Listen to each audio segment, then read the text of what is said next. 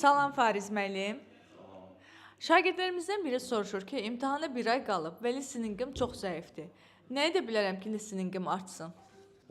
Deməli, bu problem əksər şagirdlərdə var. Bəzilərinin bazası ümumiyyətlə zəif olub və son vaxtlar imtahana az müddət qalmış, artıq başlayıblar hazırlığa.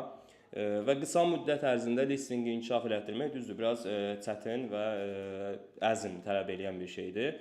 Listening ümumiyyətlə reading, listening hər biri söz bazası tələb edən bacarıqlardır.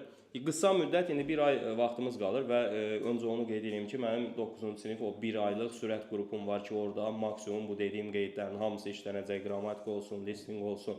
Həftədə 3 dəfə biz ümumi sınavlar işləyəcəyik tam hazır vəziyyətə gələnə qədər.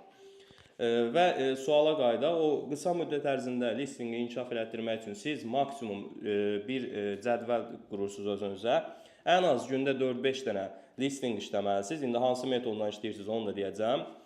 Reading işləməlisiniz, eyni qaydada 4-5 dənə və short text də eyni şəkildə ən az bir 4-5 dənə işləmək lazımdır. Hər günə aiddir bu bir ay ərzində, çünki vaxt azdır.